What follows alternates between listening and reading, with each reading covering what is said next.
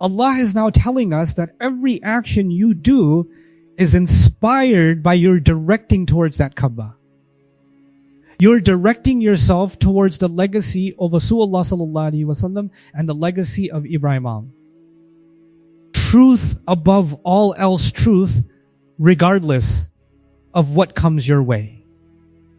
Allah is not unaware of what you're doing. I told you before, the underlying theme in this passage is a contest between the truth, commitment to the truth on the one end, and commitment to people and the pressure that comes from people on the other end. That's the actual false God, not the idols around the Kaaba. They're just the surface underneath them is the people that support those idols. It's the people that call towards falsehood. It's the people among Ben-Is who don't even apparently believe in idol worship, and yet they are opposed to the truth. Alhamdulillah, everyone in this video, I've been giving you some reflections ayah by ayah in this passage that Allah talks about the change of the Qibla that led to this profound legacy. See the restoration of the purpose of the house of Allah in Mecca.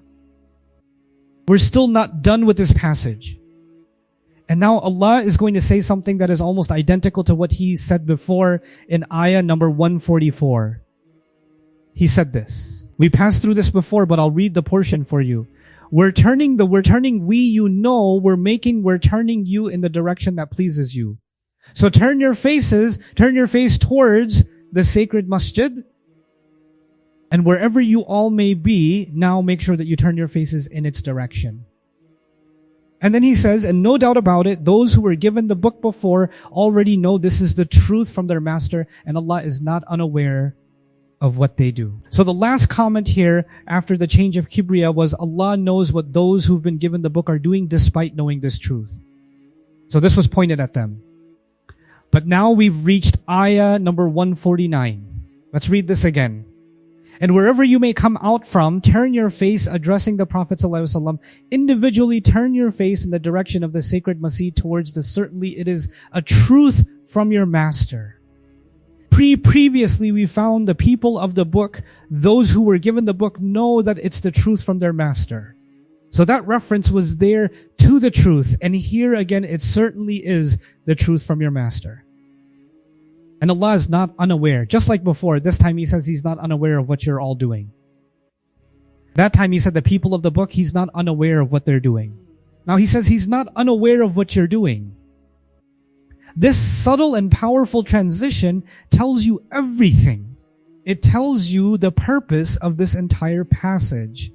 It wasn't just to point out what the people of the book are doing. It was there to point out what they're doing so that you make sure you don't replicate any aspect of that behavior yourself. You don't become like them. You're new to this direction. This is not a big deal for you.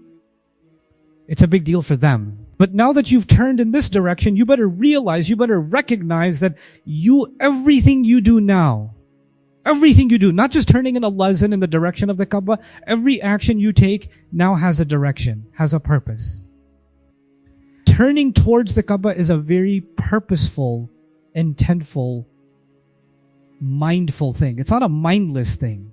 You look for which, if you're in the middle of nowhere, you figure out the direction towards which you're going to pray. Right? It's a mindful act. It's not a mindless act like breathing or walking. Right? And so there's a purposefulness and there's an intent behind it. Allah is now telling us that every action you do is inspired by your directing towards that Kaaba. You're directing yourself towards the legacy of Suyallam and the legacy of Ibrahim. Truth above all else. Truth regardless of what comes your way. Allah is not unaware of what you're doing. I told you before, the underlying theme in this passage is a contest between the truth, commitment to the truth on the one end, and commitment to people and the pressure that comes from people on the other end. That's the actual false God, not the idols around the Kaaba. They're just the surface underneath them is the people that support those idols. It's the people that call towards falsehood. It's the people among Ban is who don't even apparently believe in idol worship, and yet they are opposed to the truth. Right? Those are the actual idols. And so you'll notice in this passage, once again, the same point being hammered. How a third time in the next ayah in what we're at 150 now. Wherever you may come out from, turn your face in the direction of the sacred masjid. And wherever all of you may be, turn yourselves in its direction. 3 times. Allah could say that one time and we'd get it. It doesn't have to be repeated 3 times. Allah is getting across the point to us that there's something much deeper beyond the surface of just turning towards the Kaaba here. And look at how Allah reinforces it. He says, so people will have no case against you. People will have no case against you except those who do wrong. Meaning, that judgment day will come. One of the implications of this judgment day will come, and people will look at you and say, these people used to turn towards the Kaaba, but in everything else, they were just like us. They didn't change their direction in their behaviors, their mannerisms. They didn't change their direction in their morality and their ethics, in the way they conduct business, in the way they deal with family matters, and in the way they deal with conflict. They were just like us. We gossiped and they gossiped. We did backbiting and they did backbiting. We were cutting each other. They were cutting each other. We cheated in business. They cheated in business. There was no difference between us. We were following the same. The only thing was they would take a 5-minute break and turn towards the Kaaba and do some cardio exercise. That was the only difference. People will have a case against you. Allah says, turn in this direction so people will not have a case against you. Don't be afraid of people. Be afraid of me. Therefore, don't be afraid of people. Be afraid of me. In other words, of course, when you're praying and you said Allah Bar and you're facing the Kaaba, you're not fearing people. You're just praying. You forget about people. When does the pressure from people come back? As soon as the prayer is done, Allah says, don't be afraid of them. Be afraid of me. And this is, I think, the most beautiful secret in these ayat, the open secret, so that I can complete my favor upon you. In the more immediate sense, the favor that Allah completed is He cleansed the Kaaba physically too. He destroyed the idols. He brought victory. Muslims were turning in its direction every single day in Medina while it was surrounded by idols.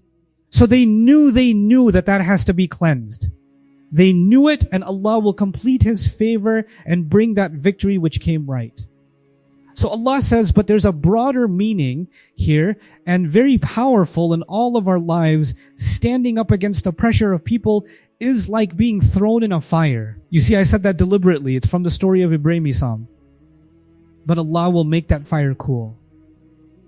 Allah will complete His favor upon you. Yufam's father told him, Allah will complete His favor on you just like He did on your fathers. And he mentioned Ibrahim. How did Allah complete His favor on Ibrahim? He made fires cold. He made knives refuse to cut. He brought water in the middle of the desert. He reunited him with his family. That manam represents the completion of Allah's favor on a person. And now this entire story takes us back to that same exact phrase that is originally associated with our father Ibrahim alayhi salam, so that you can remain committed to guidance. So there's the contrast once again, commitment to guidance and fear of people don't go hand in hand. They're incompatible with each other. You can't have both. There's going to be a conflict. You'll have to decide, is it the fear of people that is going to drive you? Is that going to be your direction? Or is it going to be the commitment to guidance? And if it is the commitment to guidance then, and I pray that's true for all of us, Allah will complete His favor upon you. May Allah complete His favor upon all of us. Ameen.